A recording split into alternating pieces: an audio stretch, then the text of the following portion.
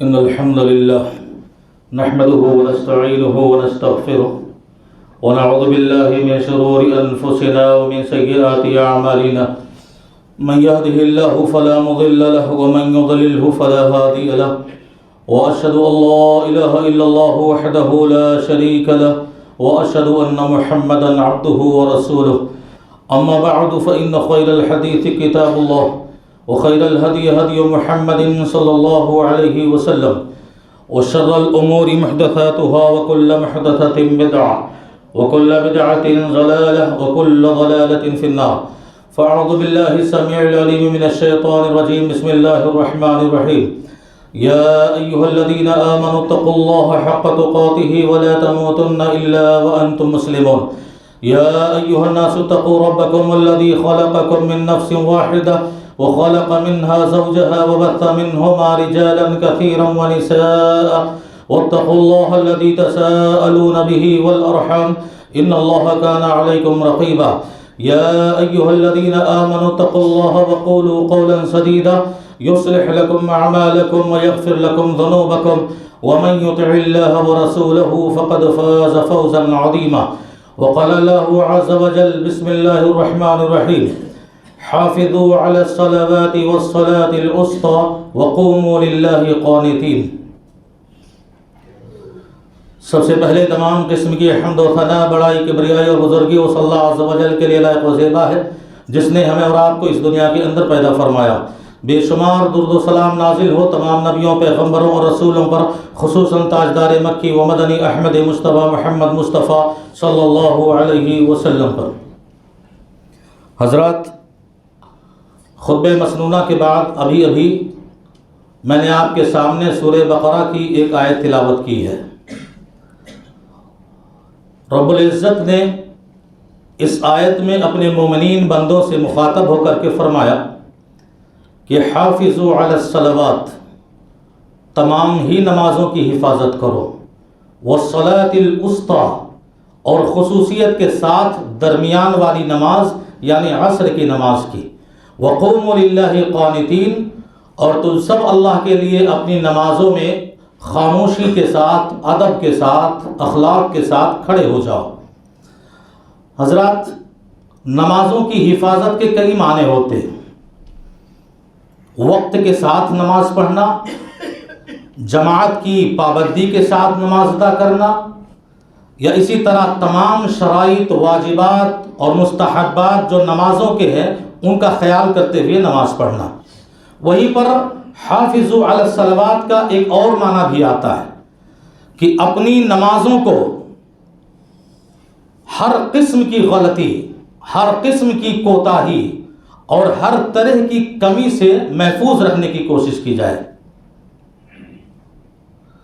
اور آج انشاءاللہ خطبہ جمعہ میں اسی پہلو کو لے کر میں آپ کے سامنے حاضر ہوا ہوں۔ دیکھو، ہم اور آپ نماز پڑھتے ہیں، لیکن ہماری اور آپ کی نماز، ہمیں اور آپ کو بہت ہی سنجیدگی کے ساتھ غور و فکر کرنا ہوگا کہ وہ نماز شریعت کے مطابق ادا کر رہے ہیں، کتاب و سنت کے مطابق ادا کر رہے ہیں، یا جناب محمد رسول اللہ صلی اللہ علیہ وسلم کی دی ہوئی تعلیمات کے طریقے پر ہم اپنی نماز ادا کر رہے ہیں، یا کہیں ایسا تو نہیں کہ ہم نماز پڑھ تو رہے ہیں لیکن ہماری نمازوں میں بہت سی غلطیاں اور بہت سی ایسی کوتاہیاں اور بہت سی ایسی خرابیاں پائی جاتی ہیں جس کی بنیاد پر ہماری اور آپ کی نماز باطل بھی ہو جاتی ہے، خراب ہو جاتی ہے، اور شرف قبولیت سے اللہ کے ہاں وہ نمازیں محروم رہ جاتی ہیں۔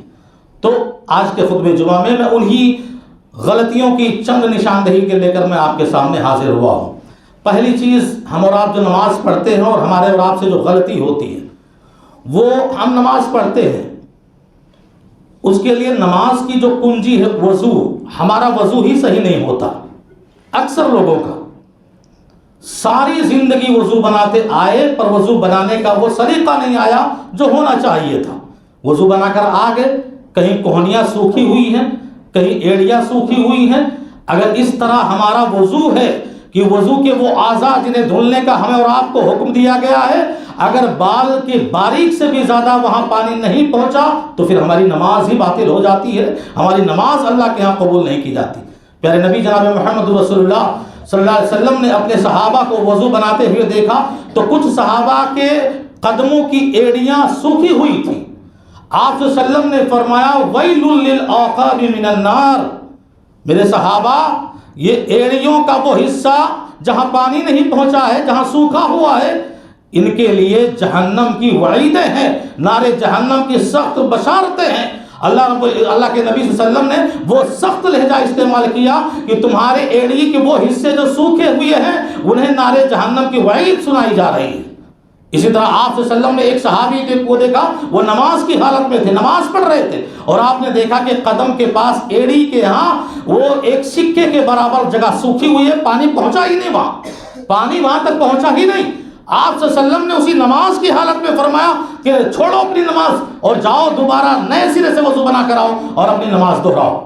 تو وضو شریعت کے بتائے ہوئے مطابق جو اعضاء ہمیں اور آپ کو دھلنے کے لیے کہے گئے ہیں ان اعضاء کو بغیر کسی غفلت اور سستی کے اور ہمیں اور آپ کو خیال کرتے ہوئے سنت کے مطابق دھلنا چاہیے تاکہ ہم اور آپ کا وضو مکمل ہو جائے اور نماز صحیح ہو جائے. یہ پہلی چیز ہے.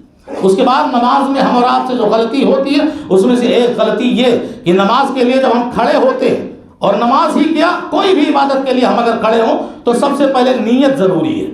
نیت ضروری ہے، لیکن نیت کے وہ کلمات، وہ الفاظ جو عام طور پر ادا کیے جاتے ہیں وہ آپ کو کہیں بھی ملیں گے نہیں.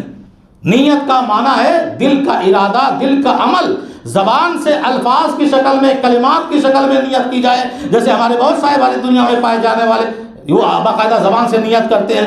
ظہر کی نماز پڑھ رہا ہوں 4 رکعت کی اللہ کے لیے، منہ میرا قبلے کے جانب، پیٹھ میرا مشرق کے جانب، دائنے میرے فلاں، بائیں میرے فلاں امام کے پیچھے، نیچے یہ، اوپر یہ، وغیرہ وغیرہ. یہ وہ سارے کلمات ہیں جہاں آپ کو علامہ ابن قیم رحمۃ اللہ علیہ کہتے ہیں کہ صحیح حدیثوں کو تو چھوڑ دو، صحیح حدیثیں اپنی جگہ کھجا انہیں چھوڑ دو. پوری کتابوں کے اندر جو حدیثوں کی ہے کہیں ایک ضعیف اور موضوع بھی روایت موجود نہیں ہے جہاں یہ ثبوت مل رہا ہو، یہ دلیل مل رہا ہو کہ پیغمبر صلی اللہ علیہ وسلم نے اپنی زبان سے ان کلمات کے ذریعہ نمازوں کے لیے یا کسی اور عبادت کے لیے نیت کی ہو.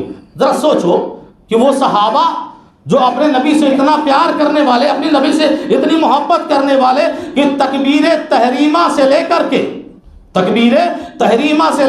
سلام پھیرنے تک صحابہ نے اللہ کے نبی صلی اللہ علیہ وسلم کی ایک ایک حرکت کو، ایک ایک ذکر کو اور ایک ایک قرأت کو، ایک ایک ادا کو انہوں نے باقاعدہ نوٹ کر لیا ہے، محفوظ کر لیا ہے، اور جن کی کاوشوں اور محنتوں سے نبی کی وہ ادائیں اور وہ حرکتیں ہم تک اور آپ تک پہنچی ہوئی ہیں. پیغمبر صلی اللہ علیہ وسلم جب کبھی ناراض ہوئے صحابہ نے باقاعدہ نوٹ کر لیا، ذکر کر دیا غضب رسول اللہ صلی اللہ علیہ وسلم. اللہ کے نبی جب کبھی سو گئے تو صحابہ نے اس نیند سے بھی اتنی محبت رکھی کہ نام رسول اللہ صلی اللہ علیہ وسلم، اللہ کے رسول سو گئے. اللہ کے نبی جب کسی کو دیکھ کر کبھی مسکرا دیے، صحابہ نے اس پل کو بھی نوٹ کر لیا اور اس لمحے کو بھی ذکر کر دیا کہ تبسم رسول اللہ صلی اللہ علیہ وسلم، اللہ کے رسول صلی اللہ علیہ وسلم فلاں جگہ مسکرا دیے. اور جہاں اللہ کے نبی ہنس دیے، آپ کے دندان مبارک ظاہر ہو گئے، صحابہ نے اتنی محبت کی کہ ہنسی کے اس لمحے کو بھی نوٹ کر لیا اور ذکر کیا، یاد کر لیا اور کہا ضحک رسول اللہ صلی اللہ علیہ وسلم، اللہ کے رسول مسکرا اٹھے.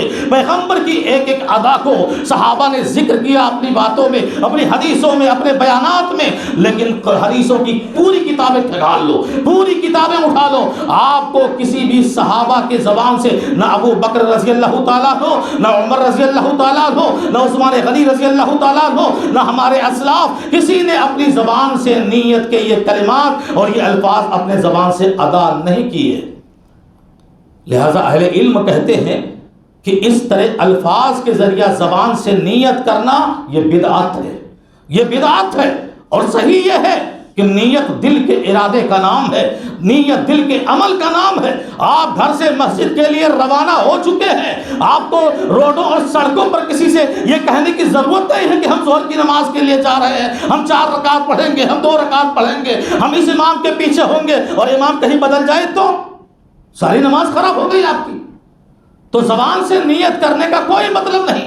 آپ کے دل میں ارادہ ہے کہ ہم جا رہے ہیں مسجد میں نماز پڑھیں گے، ظہر کی پڑھیں گے، 4 رکعت پڑھیں گے، وہ ساری نیتیں آپ کے دل میں موجود ہے، وہی دراصل نیت ہے اور وہی شریعت کے اندر صحیح بات ہے جس کو ہمیں اور آپ کو اختیار کرنا ہے، عمل کرنا ہے، اور یہاں ہونے والی غلطی سے ہمیں اور آپ کو بچنا ہے۔ دیکھو پیغمبر صلی اللہ علیہ وسلم نا اپنے صحابہ کی جماعت کو جب نماز پڑھتے ہوئے دیکھتے تھے بہت غور سے دیکھتے، بڑی توجہ کے ساتھ دیکھتے تھے، اور اگر صحابہ کے اندر نمازوں میں یا کہیں بھی کوئی غلطی نظر آتی آپ فوراً اس پر تنبیہ کرتے اور روک دیتے۔ آپ صلی اللہ علیہ وسلم مسجد میں تشریف رکھے ہوئے تھے، بیٹھے ہوئے تھے، ایک صحابی آئے اور انہوں نے نماز پڑھی، نماز پڑھ کر کے آپ صلی اللہ علیہ وسلم کی خدمت میں حاضر ہوئے، سلام کیا، آپ نے سلام کا جواب دے کر کہا ارجع فصلی فإنک لم تصلی، میرے صحابی لوٹ جاؤ اور دوبارہ نماز پڑھو، تمہاری نماز نہیں ہوئی۔ صحابی گئے، دوبارہ نماز پڑھ کر آئے، پھر سلام کیا، نبی نے جواب دیا اور کہا ارجع فصلی فإنک لم تصلی، لوٹ جاؤ اور دوبارہ نماز پڑھو، تمہاری نماز نہیں ہوئی۔ صحابی گئے، دوبارہ نماز پڑھ کر آئے، پھر سلام کیا، سلام کا جواب دیا پیغمبر صلی اللہ علیہ وسلم نے، اور پھر فرمایا ارجع فصلی فإنک لم تصلی، لوٹ جاؤ دوبارہ نماز پڑھو، تمہاری نماز نہیں ہوئی ہے۔ صحابی حیران ہو گئے، 3 مرتبہ، تیسری مرتبہ پیغمبر صلی اللہ علیہ وسلم نے نماز کو لوٹانے کے لیے کہا، تو صحابی کہنے لگے اللہ کے نبی کہاں مجھ سے غلطی ہو رہی ہے، میں سمجھ نہیں پا رہا ہوں۔ دیکھو یہ انداز، دیکھو یہ انداز، آج کسی کو روکو، ارے بھائی یہ غلطی تمہاری، اس کو تم کون ہوتے ہو خدا بولنے پر، تم ارے اصلاح کے لیے، تمہاری درستگی کے لیے، تمہاری نماز کو صحیح اور درست بنانے کے لیے اگر تمہیں کوئی کسی چیز کی نصیحت کرے کہ ایسا رفع الیدین کرو، ایسا آمین کہو، ایسا کھڑا ہو اور ایسے انتظار میں رہو، تو یہ ساری چیزیں آپ کو بھاری لگتی ہے۔ صحابہ کا انداز 3 مرتبہ پیغمبر نے لوٹایا، آخر کار صحابی کہہ پڑے اللہ کے نبی مجھے سمجھ میں نہیں آ رہا کہ میں کہاں غلطی کر رہا، علمنی، آپ مجھے خود سکھا دیجیے، آپ مجھے خود بتا دیجئے کہ میں کیا کروں، کیسے نماز پڑھوں۔ آپ صلی اللہ علیہ وسلم نے کہا، دیکھو دراصل وہ صحابی کو جو بار بار لوٹانے کا حکم دے رہے تھے وہ نماز میں جلد بازی کر رہے تھے، رکوع جلدی کر رہے تھے، سجدہ جلدی کر رہے تھے، قیام جلدی کر رہے تھے، سر جلدی اٹھا رہے تھے اور سر جلدی زمین پہ لے جا رہے تھے، جلد بازی سے کام، سکون اور اطمینان نام کی چیز نہیں تھی۔ پیغمبر صلی اللہ علیہ وسلم نے فرمایا کہ جس طرح تم نماز پڑھ رہے تھے جلد بازی کے ساتھ، نہ نماز کا رکوع صحیح اور نہ سجدہ صحیح، اس طرح تم پڑھو یا نہ پڑھو دونوں برابر ہے، تمہاری نماز باطل ہو جائے گی، تمہاری نماز برباد ہو جائے گی۔ ایسا کرو تکبیر تحریمہ سے نماز شروع کرو اور پھر قرآن جو یاد ہے وہ پڑھو، اس کے بعد رکوع کرو اس سکون کے ساتھ کہ مطمئن ہو جاؤ، پھر رکوع سے اٹھو اتنے سکون کے ساتھ کہ مطمئن ہو جاؤ، پھر سجدہ کرو آرام سکون کے ساتھ مطمئن ہو جاؤ، سجدے سے سر اٹھاؤ اور پھر جلسے استراحت میں بیٹھو سکون اور اطمینان کے ساتھ، اس طرح کی مطمئن ہو جاؤ۔ پہلی رکعت کی صفت آپ نے انہیں بتلائی اور اس کے بعد کہا ساری نمازیں تم اسی طرح ادا کرتے رہنا، ساری نمازیں تم اسی طرح پڑھتے رہنا، تمہاری نماز اللہ کی بارگاہ میں قبول ہو جائے گی۔ پیغمبر صلی اللہ علیہ وسلم سرپرست تھے، امت کے پیغمبر تھے۔ آج ہمارے بیچ والدین ہیں، اپنے بچوں کی سرپرستی میں انہیں نظر میں رکھیں کیسے نماز پڑھتا ہے ہمارا بچہ، یا کسی طرح استاد ہے تو شاگردوں کو دیکھے، جو معلمین ہیں وہ اپنے شاگردوں کو دیکھے، انہیں پڑھائے، انہیں سمجھائے، انہیں سکھائے۔ اور کبھی ہمیں تو توفیق نہیں ہوتی کہ ہمارے اندر جو ماں باپ ہیں وہ اپنے بچوں کو سامنے بلائیں، بیٹا ذرا نماز پڑھا کے دکھا یا پڑھ کے دکھا، اس کی نماز کی ایک ایک حرکتوں کو پر ہم غور سے دیکھیں اور پہلے خود کی اصلاح کریں پھر اپنے بچوں کی اصلاح کریں۔ وہ توفیق ہمیں اور آپ کو نہیں ملنے والی ہے، نہیں مل رہی ہے۔ اللہ سے دعا کریں کہ اللہ ہمیں اس کی توفیق دے۔ اسی طرح دیکھو نمازوں میں جہاں ہم سے اور آپ سے بہت ساری غلطیاں ہوتی ہیں، وہی ایک غلطی یہ ہوتی ہے کہ نماز میں آنکھیں بند کر کے کھڑا ہونا۔ حکم یہ ہے کہ نماز میں آنکھیں کھلی ہوں اور نگاہ سجدے کی جانب ہو، جہاں سجدے کا جو مقام ہے وہاں آپ کو دیکھنا چاہیے، آنکھیں کھلی رکھنی چاہیے۔ ہمارے بہت سارے بھائی ہیں بلا کسی وجہ کے آنکھیں بند کیے رہتے، نہیں، اہل علم نے کہا کہ آنکھیں بند کر کے نماز پڑھنا یہ مکروہ ہے، یہ اللہ کی بارگاہ میں ناپسندیدہ عمل ہے، آپ کو آنکھیں بند نہیں رکھنی ہے۔ ہاں اگر کوئی اور وجہ ہے کہ سامنے کوئی ایسا منظر آ رہا ہے، سامنے کوئی ایسا سین دکھ رہا ہے جس سے آپ کی نماز میں خلل ہو رہا ہے، آپ کو نماز پڑھنے میں ڈسٹرب ہو رہا ہے، تو پھر آپ کو علماء نے اجازت دی ہے کہ ایسی صورت میں آنکھیں بند رکھ سکتے ہیں، لیکن عام حالتوں میں آپ آنکھیں بند کر کے نماز نہیں پڑھ سکتے، آنکھیں کھلی رہنی چاہیے اور وہ بھی سجدے کی جگہ پہ نگاہ ہونی چاہیے اور عبادت ایسی ہونی ہونی چاہیے جیسے کہ تم اللہ کو دیکھ رہے ہو، اور اگر یہ تصور نہیں کر سکتے تو یہ سوچو کہ اللہ ہمیں دیکھ رہا ہے۔ اس تصور کے ساتھ آنکھیں کھول کر نماز پڑھو، اور نگاہ سجدے کی جانب رکھنے کا ایک بہت بڑا مقصد ہے کہ اللہ رب العزت نمازوں کے ذریعہ ہمارے نگاہوں کی تربیت کر رہا ہے، ہمارے نگاہوں کی تربیت کر رہا ہے۔ کیسے نماز کی حالت میں 10 منٹ تک 15 منٹ تک ایک آدمی اپنی نگاہ ایک ہی جگہ رکھتا ہے۔ میرے بندو، ایسے دنیا میں جب جاؤ گے تمہاری آنکھوں کے سامنے لاکھوں فتنے آئیں گے، تمہاری آنکھوں کے سامنے لاکھوں گناہوں کے کام آئیں گے، تمہاری آنکھوں کے سامنے تمہاری آخرت برباد کرنے والے مناظر دکھائی دیں گے، تو تمہیں توجہ کی تو تربیت دی جا رہی ہے کہ اپنی نگاہیں ایسے ہی رکھ کے چلو جیسے اللہ تمہیں تربیت دے رہا ہے، تمہارے شعور کی، تمہارے احساس کی، اور نماز میں تم اس سوچ کے ساتھ چلو کہ ہم اللہ کو دیکھ کر اس کی عبادت کر رہے ہیں، اس کے کسی کام کی خلاف ورزی نہ ہونے پائے اور نگاہ اس کی عبادت سے بھٹکنے نہ پائے۔ یہ توجہ کی ضرورت ہے۔ اسی طرح آپ دیکھو نماز میں ہم سے جہاں آپ سے بہت ساری غلطیاں ہوتی ہیں، ہم جب نماز میں کھڑے ہوتے ہیں اکیلے ہوں یا جماعت کے ساتھ ہوں، قرات کرتے ہیں اور ذکر و اذکار کرتے، قرات کرتے ہیں اور ذکر و اذکار کرتے، اور کم سے کم امام کے پیچھے ہو تو سورہ فاتحہ کا پڑھنا تو ضروری ہی ہوتا ہے، لیکن یہاں غلط تصور اور غلط خیال کے ساتھ ہم اور آپ نماز پڑھ رہے ہیں، اس حال میں کہ ہماری زبان حرکت میں نہیں آتی، ہم دل میں پڑھ رہے ہوتے۔ کسی سے کہو سورہ فاتحہ پڑھا آپ نے؟ ہاں دل میں پڑھ لیا، الحمدللہ رب العالمین پورا پڑھ لیا۔ کسی سے کہو جو رکوع کی دعا سبحان ربی العظیم پڑھا، پڑھ لیا، دل میں پڑھ لیا۔ سجدے میں پڑھا سبحان ربی، ہاں دل میں پڑھ لیا۔ تشہد میں تحیات درود شریف پڑھا آپ نے، ہاں دل میں پڑھ لیا۔ دل کے اندر پڑھنے کو پڑھنا نہیں کہتے، اس کو قرات نہیں کرتے۔ ضروری ہے کہ آپ کی زبان حرکت میں آئے، آپ کی زبان ہلے، اور آپ باقاعدہ زبان سے پڑھ رہے ہو سورہ فاتحہ، اور اسی طرح سجدے کی دعا، رکوع کی دعا زبان سے آپ کو ادا کرنی پڑے گی، خاموشی کے ساتھ۔ دل ہی دل میں سوچو ہم نے سب کچھ کر لیا، پڑھ لیا، ایسی نماز اللہ کو قبول نہیں ہوتی۔ حضرت صحابہ کرام رضی اللہ تعالیٰ عنہ سے پوچھا گیا کہ یہ بتاؤ کہ جہری نماز میں تو سمجھ میں آتا ہے، ظہر اور عصر کی نماز میں آپ صلی اللہ علیہ وسلم جب قرات کرتے تھے تو آپ لوگوں کو کیسے پتہ چلتا تھا، کیسے معلوم ہوتا تھا کہ پیارے نبی قرات کر رہے ہیں؟ تو صحابہ جواب دیتے ہیں، حضرت خباب ابن ارت رضی اللہ تعالیٰ عنہ، کہ اللہ کے نبی صلی اللہ علیہ وسلم کی داڑھی مبارک ہلا کرتی تھی۔ جب زبان سے پڑھو گے ہونٹ ہلے گا تو ظاہر سی بات ہے داڑھی بھی ہلے گی۔ تو صحابہ کہہ رہے ہیں کہ ہم پیغمبر کی داڑھی کے ہلنے سے یہ پہچان جاتے تھے کہ اللہ کے نبی قرات کر رہے ہیں، اللہ کے نبی سورہ فاتحہ پڑھ رہے ہیں یا قرآن کی کوئی سورت پڑھ رہے ہیں، ہم اسی داڑھی کے ہلنے سے پہچان لیتے تھے۔ تو دل ہی دل میں یہ کہنا کہ ہم اور آپ نماز پڑھ رہے ہیں، ہرگز نہیں، وہ نماز وہ قرات نہیں ہوتی۔ اور ڈکشنری، دنیا کی کسی بھی ڈکشنری میں قرات کے معنی یہ نہیں ہوتے ہیں کہ دل ہی دل میں آپ پڑھ لو، بلکہ اس کو زبان کو ہلانا ضروری ہوتا ہے، ہونٹوں کو ہلانا ضروری ہوتا ہے، اور زبان کو حرکت میں لانا ضروری ہوتا ہے۔ اسی طرح آپ دیکھو ایک اور غلطی ہوتی ہے حالت نماز کے اندر، جب ہم نماز پڑھتے ہیں اور آپ، التفات، حدیث میں آتا ہے التفات۔ التفات کے معنی ہوتے ہیں ادھر ادھر دیکھنا۔ بہت سارے لوگ نماز پڑھتے ہیں تو ان کی نگاہیں کہیں داہنے جانب جا رہی، کہیں بائیں جانب جا رہی ہیں، کہیں آسمان کی جانب اٹھ رہی ہیں، ان کی نگاہوں کا کچھ پتہ نہیں، بھٹک رہی ہوتی ہے، نگاہ بھٹک رہی ہوتی ہے، جہاں ہونی چاہیے وہاں نہیں ہوتی۔ یہ جانتے ہو کیوں؟ شیطان ہماری نگاہوں کو اچکتا ہے، اور ہماری نماز میں دل سے، رب سے جو دل لگی ہوتی ہے، رب سے جو خشوع اور خضوع ہوتا ہے، اور بندہ اپنے رب سے جو فریادیں کرتا ہے اور نماز پڑھ کر اپنے آپ کو رب کا ہو جانا جو ثابت کرنا چاہتا ہے، وہ شیطان آ کے ہماری اور آپ کی نگاہوں کو بھٹکاتا ہے، یہاں وہاں دوڑاتا ہے۔ پیغمبر صلی اللہ علیہ وسلم نے فرمایا کہ نگاہیں سجدے کے مقام پر رکھو ورنہ شیطان تمہاری نگاہوں کو اچک لے گا۔ اور حدیث میں تو یہ بھی آیا کہ اگر کوئی شخص اپنی نگاہ نماز کی حالت میں آسمان کی جانب کر لے تو ایسے شخص کو ڈرنا چاہیے کہ اللہ اس کی آنکھوں کی بینائی کو چھین لے گا، اللہ اس کی آنکھوں کی بصارت چھین لے گا۔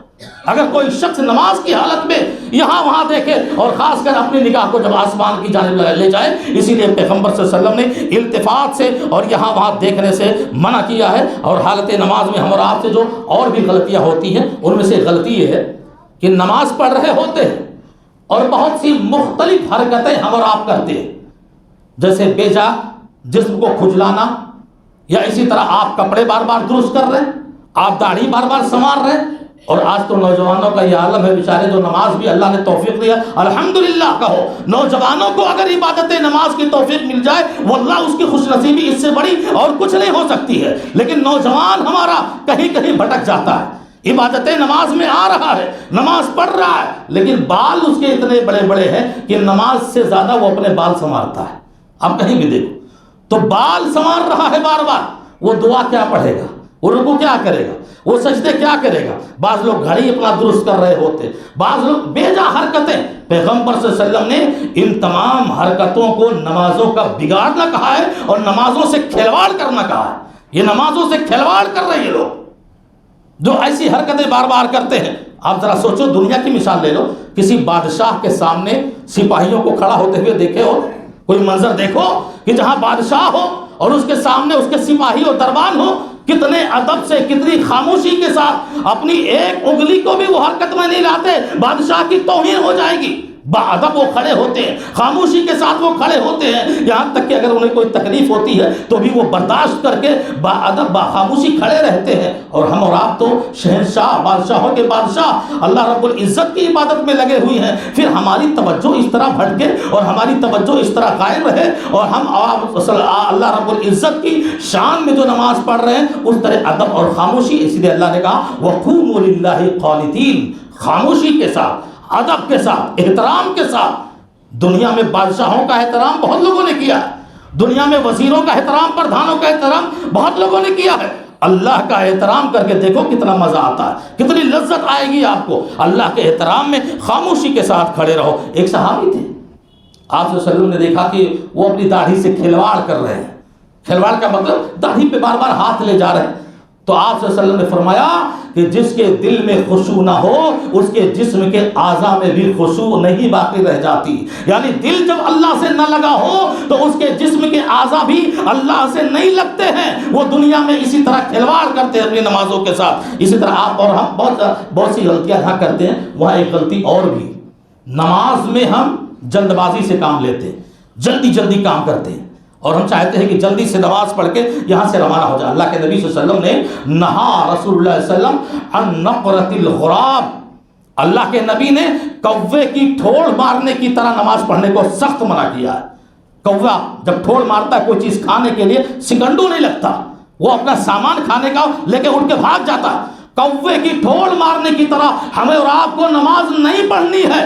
باقاعدہ ابھی سجدے کے لیے پیشانی زمین پہ گیا نہیں کہ فوراً اٹھ گئے، رکوع میں جھکے نہیں کہ فوراً اٹھ گئے، قیام کیا نہیں کہ فوراً جھک گئے۔ تو جلد بازی نماز میں اس طرح ہم سے اور آپ سے ہو رہی ہے کہ ہماری نماز اس سے باطل بھی ہو سکتی ہے۔ ارکان جو صلاۃ ہے، نماز کے جو ارکان ہیں، ان کا ہمیں اور آپ کو خیال کرنا پڑے گا۔ بلکہ اللہ کے نبی صلی اللہ علیہ وسلم نے دنیا کا سب سے برا اور سب سے بڑا چور اس کو کہا ہے۔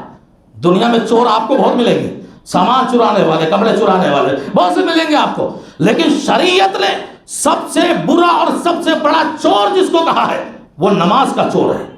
صحابہ نے حیرت سے پوچھا اللہ کے نبی نماز میں کوئی چوری کیسے کرتا؟ کہا لم یتم رکوعها ولا سجودها، نہ وہ اپنے رکوع مکمل کرتا ہے، نہ سجدے مکمل کرتا ہے، نہ قیام مکمل کرتا ہے، جب جیسا ہو کوے کی ٹھوڑ کی طرح مار مار کے بھاگ رہا ہے۔ یہ چوری کر رہا ہے نماز سے، یہ نماز سے چوری کر رہا ہے۔ اور جلد بازی کا خیال کرتے ہوئے سب سے بڑی غلطی ایک اور ہم اور آپ سے ہوتی ہے، یہ ہوتی ہے دیکھو، اور یہ ہر جگہ، ہر مسجد میں، ہر نماز کے وقت ہوتی ہے، سب سے بڑی غلطی ہے، اور اس پر نماز پڑھنے والے ہم اور آپ کو خاص کر کے دھیان کرنا پڑے گا، امام سے مسابقت کرنا۔ کوئی بھی نماز کا جو رکن ہے امام سے پہلے آگے بڑھ کے کر دینا۔ امام ابھی رکوع میں گیا نہیں اور آپ رکوع میں چلے گئے، امام ابھی سجدے میں گیا نہیں آپ سجدے میں چلے گئے، امام نے ابھی سلام نہیں پھیرا اور آپ سلام پھیر کر بیٹھ گئے، امام ابھی کھڑا نہیں ہوا اور آپ اس سے پہلے۔ امام سے پہلے نماز کے اندر کوئی بھی رکن اگر آپ نے ادا کیا تو اس سے نماز باطل ہو سکتی ہے، نماز خراب ہو سکتی ہے۔ پیغمبر صلی اللہ علیہ وسلم نے بلکہ یہاں تک ارشاد فرمایا کہ سجدہ امام کے پہلے سر اٹھانے سے اگر کوئی مقتدی مصلی اٹھاتا ہے اسے خوف کھانا چاہیے، اسے ڈرنا چاہیے کہ اللہ اس کے سر کو گدھے کا سر بنا دے۔ امام سے پہلے کوئی بھی رکن، کوئی بھی کام اگر کوئی نمازی انجام دے رہا ہے تو اسے ڈرنا چاہیے یہ بات کو لے کر کے کہ اللہ رب العزت اس کے سر کو گدھے کا اور اس کا چہرہ بھی گدھے کا بنا دے۔ یہ وعید آئی ہے. اللہ کے نبی نے فرمایا انما جعل الامام لیتم بھی، امام بنایا اسی لیے گیا ہے کہ تم اس کی اتباع کرو، اس کی پیروی کرو. وہ جیسا کر رہا ہے اسی کے پیچھے پیچھے کرو. جب وہ تکبیر کہے اللہ اکبر، اللہ اکبر کہو. جب رکوع کرے تم بھی رکوع کرو، سجدہ کرے تم بھی سجدہ کرو. یعنی جب امام کرے تب تم کرو. صحابہ کا بیان ہے کہ اللہ کے نبی صلی اللہ علیہ وسلم سجدے میں اپنی پیشانی رکھ دیتے تب ہم جا کر جھکتے تھے. یہ اتباع ہے، یہ پیروی ہے، یہ پیچھے پیچھے چلنا ہے. اور آپ نماز کی حالت میں جب امام سے آگے بڑھ گئے تو اتباع نہیں رہ گئی، پیروی نہیں رہ گئی، اور آپ کی نماز اس سے خراب ہو جاتی ہے. اور ایک غلطی کا مظہر اور بھی ہمیں اور آپ کو یہیں جمعہ کے خطبے میں ملے گا. دیکھو امام جو ہے نا ابھی خطبہ دے رہا ہے، آخر میں خطبے کے دعائیہ کلمات کہہ رہا ہے، اور ابھی وہ ختم نہیں کر چکا ہوتا ہے کہ ہمارے بھائی کھڑے ہو جاتے. یہ منظر ابھی دیکھ سکتے ہو، اور اگر نہیں دیکھتے تو یہ اللہ کا شکر ہے، ہماری اور آپ کی خوش نصیبی ہے. یہ جلد بازی کا معاملہ ہے. ہر آدمی کو مسجد سے نہ جانے اتنی نفرت کیوں؟ نہ جمعہ کے بعد سنت پڑھنے کو تیار، اور خطبہ ہو رہا ہے، ابھی دعائیہ کلمات امام بول رہا ہے، اس سے پہلے کھڑے ہو گئے. ایسا محسوس ہوتا ہے کتنے بڑے نمازی ہیں. یہ غلط ہے. ہمارے نوجوانوں کو اس پر جائزہ لینا چاہیے کہ امام جب تک ممبر سے خطبہ دے کر اتر نہ جائے مصلی کے لیے، تب تک کے لیے آپ اپنی جگہ بیٹھے رہیے. اگر آگے بڑھتے ہیں تو یہ امام کی اتباع نہیں ہوگی بلکہ مخالفت ہوگی، مسابقت ہوگی، اور اس میں آپ مجرم قرار دیے جائیں گے، اور اللہ کے یہاں آپ کی نمازیں اور آپ کی عبادتیں باطل ہو سکتی ہیں. اسی طرح اور بھی غلطی ایک اور دیکھو، غلطیوں میں جہاں بہت ساری غلطیاں ہیں، سجدہ جب کرتے ہیں تو پیشانی تو سجدے کے لیے پیشانی تو ہم زمین پہ لگاتے ہیں، لیکن جو حکم ہے کہ پیشانی کے ساتھ ناک بھی زمین پر لگے، ہمارے اکثر نمازی اس سے غافل ہوتے ہیں، اس سے غفلت برتتے ہیں. سجدہ کریں گے لیکن سجدہ پیشانی زمین پر لگی پر ناک اٹھی ہوئی ہے، اٹھنا نہیں چاہیے. شریعت نے کہا، اللہ کے نبی صلی اللہ علیہ وسلم نے فرمایا امرت ان اسجد علی سبعۃ اعظم، مجھ کو حکم دیا گیا ہے کہ جسم کے 7 ہڈیوں پر سجدہ کرو. 2 قدم 2 گھٹنے 2 ہاتھ 1 پیشانی، 2 قدم 2 گھٹنے 4 اور 2 ہاتھ 6 اور 1 پیشانی 7، اور پیشانی کے ساتھ ہماری ناک بھی شامل ہے. اس کی حدیث کے اندر اس کی باقاعدہ وضاحت آئی ہوئی ہے. آج دنیا میں مثال دیتے لوگ، ہم نے کھلا آدمی کو ناک رگڑوا لیا، ہم نے کھلا آدمی کی ناک کٹوا. یہ ناک جب تک رب العزت کے لیے زمین پر رگڑتی رہی ہے تب تک عبادت اور عاجزی اور انکساری اور اللہ کی بڑائی اور بزرگی کا تصور نہیں پایا جاتا. جب تک ناک نہ رگڑے آدمی اپنے خالق کے لیے، اپنے مالک کے لیے، اپنے رازق کے لیے، اپنے حاکم کے لیے، جب تک ناک نہ رگڑ دے تب تک اللہ اس کی عبادتوں میں وہ مزہ نہیں ڈالتا اور وہ ذائقہ نہیں ڈالتا. اللہ خوش ہوتا ہے. ایک تو سجدے کی حالت میں ہے، جسم کے وہ اعضاء کس طرح بنائے ہوئے ہیں اور اپنے جسم کو کس طرح جھکائے ہوئے ہیں، اور ناک بھی زمین پہ رگڑ رہا ہے، رب العزت خوش ہو جاتا ہے. اسی لیے کہا گیا کہ بندہ سجدے میں جب ہوتا ہے اپنے رب سے گفتگو کر رہا ہوتا ہے، اور وہ اپنے رب سے باتیں کر رہا ہوتا ہے. اور دعائیں بھی سب سے زیادہ جب قبول ہوتی ہے بندہ جب سجدے میں ہوتا ہے، کیونکہ زمین پہ ناک رگڑ رہا ہے، اور اس حالت میں اگر اپنے رب سے وہ کوئی چیز مانگ رہا ہے، اللہ دریائے رحمت اس کی جوش میں آتی ہے اور اللہ اس کی عبادت اور اس کی دعاؤں کو قبول کرتا ہے. تو سجدے کے اندر اس بات کا بھی خیال رکھا جائے. اسی طرح دیکھو ایک اور مسئلہ ہے، ہم اور آپ سے جو غلطی ہوتی ہے، بہت جگہوں پر غلطی ہوتی، کرسی پہ نماز پڑھنا. شریعت نے اگر عذر معقول ہے، آپ تکلیف میں ہیں، آپ پریشانی میں ہیں، تو یقیناً علماء کا یہ فتویٰ ہے کہ کرسی پر آپ نماز پڑھ سکتے ہیں. لیکن ہم کرسی پر کب پڑھتے ہیں؟ مثال کے طور پر سجدہ نہیں کر پاتے، سجدہ نہیں کر سکتے تو سجدے کا بہانہ کر کے ہم کرسی پہ نماز پڑھ رہے ہیں. لیکن قیام تو کر سکتے ہیں، کھڑا تو رہ سکتے ہیں. قیام جو نماز کا ایک فرض رکن ہے.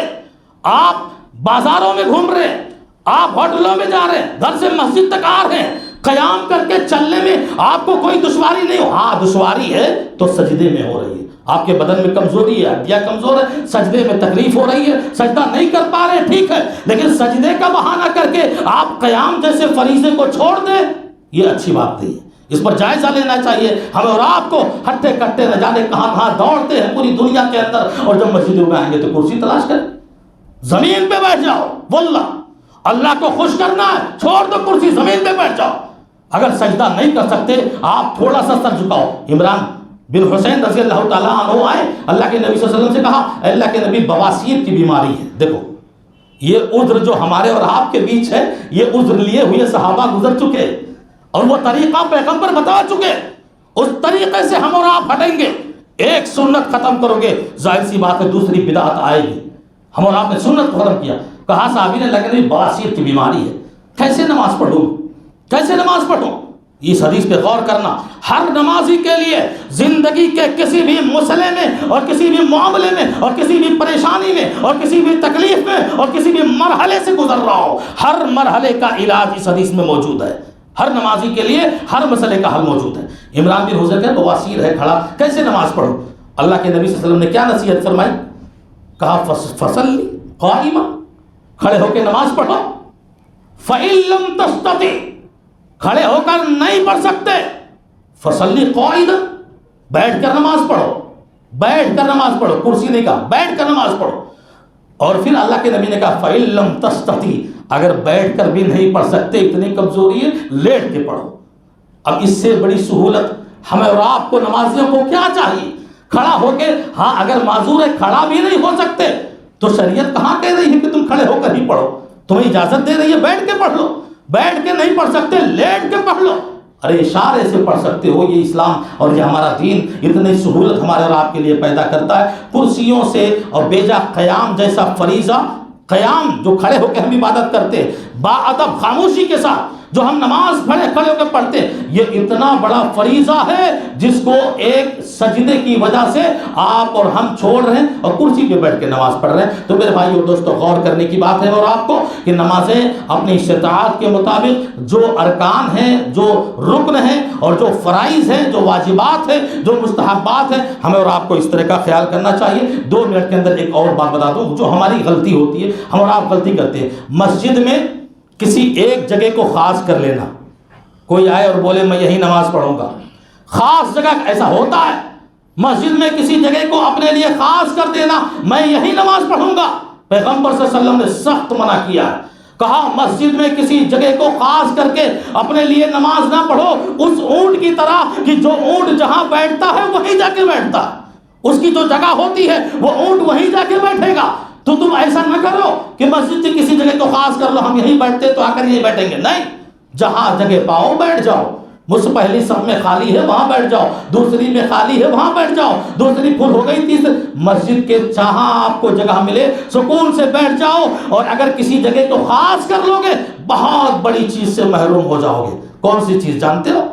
مسجد کے اندر جہاں جہاں آپ چل چل کے نمازیں پڑھ رہے ہو، جہاں جہاں جس حصے پر، باہر ہو کہ اندر ہو، کونا ہو کہ باہر ہو، پہلی صف ہو کہ دوسری ہو کہ لاسٹ ہو کہ آخری ہو، جہاں جہاں بھی آپ پڑھ رہے ہو، زمین کا یہ حصہ بروز قیامت اللہ کی بارگاہ میں گواہ بن کر کھڑی ہوگی۔ یہ زمین کا حصہ گواہی دے گی، یہ اللہ میرا وہ حصہ ہے پشت کا جہاں بندے نے کھڑے ہو کر 2 رکعت نماز پڑھا تھا۔ اگر ایک ہی جگہ خاص کر لو گے تو وہ حصہ تو گواہی دے گی، لیکن اور جو حصے ہیں وہ آپ کے حق میں گواہی نہیں دیں گے۔ اگر چاہتے ہیں کہ زمین اور مسجد کا پورا حصہ آپ کے حق میں گواہی دے، جہاں موقع ملے وہاں بیٹھ کر پڑھ لو، کسی جگہ کے خاص نہ کرو۔ اور اسی طرح ایک چیز کا اور احترام کرو، جہاں نماز پڑھ رہے ہو گھر میں یا مسجد میں، دیکھو کہ سامنے کوئی ایسی چیز نہ ہو نقش و نگار والی، تصویریں والی، جو آپ کی نمازوں کو خلل میں ڈال دے، آپ کو نماز پڑھنے میں تکلیف میں ڈال دے۔ ویسے آپ دیکھو بھی کتنا بڑا فتنہ ہے، دیکھو اللہ کتنا بڑا حج عمرہ کرنے لوگ جاتے ہیں، حج عمرے کے لیے وہ جو مصلی لاتے ہیں، اکثر مصلی دیکھو، اکثر مصلی کہیں گنبد خضرا کی تصویر ہے، کہیں خانہ کعبہ کی تصویر ہے، کہیں اجمیر شریف کی تصویر ہے، تصویریں ہیں، نقش و نگار ہیں اور پھول ہیں، اس طرح بنے ہوئے ہیں کہ آدمی نماز پڑھے تو اسی کو دیکھتا رہ جائے، وہ نماز کیا پڑھے۔ آپ صلی اللہ علیہ وسلم فرماتے، ایک مرتبہ اپنے گھر میں نماز پڑھ رہے تھے، اما عائشہ رضی اللہ تعالیٰ عنہ اپنے گھر کی دیوار کو ایک پردے سے بند کر دیا تھا، اسے آڑ بنا دیا تھا اور اس پردے پر تصویر تھی، نقش و نگار تھا۔ آپ صلی اللہ علیہ وسلم جب نماز پڑھ کر فارغ ہوئے، غصے میں آ کے کہا عائشہ ادھر آؤ، ادھر آؤ، ہٹاؤ یہ پردہ، بھی ہٹاؤ اس پردے کو۔ جانتے ہو کیوں؟ اس پردے نے مجھ کو نماز صحیح سے پڑھنے نہیں دیا، اس پردے نے مجھ کو نماز میں بار بار خلل ڈالتا رہا۔ نقش و نگار دیکھو، تصویر دیکھو کہ رب کی عبادت کروں، رب کو یاد کروں، ہٹا دو یہ پردہ۔ تو میرے بھائیوں اپنی چٹائیاں جو ہیں یا مصلے جو بھی ہیں کلر میں ہوں پر سادہ ہوں، ایسا نہ ہو جس پر نگاہ جم جائے اور نماز ہماری باطل ہو جائے، نماز خراب ہو جائے۔ یہ چند اور بھی غلطیاں ہیں، لیکن وہ چند غلطیاں تھیں جو میں نے مختصر سے وقت میں آپ کے سامنے رکھا ہے۔ اللہ رب العزت سے دعا ہے کہ ہمیں ہر غلطیوں کو، ہم خاص کر کے نمازیوں کو، جو نمازی نہیں ہے ان کے لیے تو دعا ہے کہ اللہ ان کو نمازوں کی توفیق دے، کیونکہ یہ بہت بڑی عبادت ہے اور اسی عبادت سے تو دنیا اور آخرت کی کامیابی ہے۔ اگر نماز نہ ہو انسان ناکام ہے، دنیا میں بھی آخرت میں بھی۔ فَإِن صَلُحَتْ صَلُحَ الْجَسَدُ كُلُّهُ، اگر نماز درست ہے، جیسے دل درست ہو تو بدن درست ہوتا ہے، ایسے ہی نماز اگر درست ہے تو انسان کی ساری عبادتیں اور سارے اعمال اور آخرت کے اندر ساری کامیابیاں اس کو میسر آئیں گی انشاءاللہ۔ اور اگر نماز سے دور ہٹو گے تو اس کا ایک بیان ہوگا جو کبھی آئے گا۔ اللہ اس کی توفیق دے کہ ہمیں اور آپ کو جو بے نمازی ہیں انہیں نمازوں کو پابندی کے ساتھ ادا کرنے کی توفیق عطا فرمائے، اور جو نماز پڑھ رہے ہیں ان نمازیوں کو ان مذکورہ اور بیان کردہ غلطیوں سے اپنے آپ کو بچا کر کے نمازوں کی حفاظت کریں اور نمازوں کو اللہ کی بارگاہ میں اس طرح پہنچائیں کہ وہ ہماری نمازیں عبادتیں قبول ہو جائیں، اور انہی عبادتوں کے ذریعہ اللہ ہمیں جنت الفردوس کا اعلیٰ مقام عطا فرمائے۔ اللہ رب العزت سے دعا ہے جب تک ہمیں اور آپ کو زندہ رکھے، ایمان خالص توحید پر زندہ رکھے۔ جو مسلمان دنیا میں بیمار ہیں اللہ انہیں شفائے کاملہ عاجلہ عطا فرمائے، جو بے روزگار ہیں اللہ ان کی روزیوں میں برکت عطا فرمائے، جو بے اولاد ہیں اللہ ان کو نیک اولاد عطا فرمائے، جو دنیا بھر کے مسلمان مظلوم ہیں اللہ تو ان کی غیبی مدد فرمائے، مسلمانوں کو خوشحال رکھے اور انہیں موت دے تو آخرت پر ان کی موت آئے اور ان کا خاتمہ ہو تو ایمان بالخیر پر۔ وآخر دعوانا الحمدللہ رب العالمین۔ بارک اللہ لنا ولکم فی ونفعنی ایاکم بالآیات والذکر الحکیم، انہ تعالی جواد کریم ملک بر رؤوف رحیم۔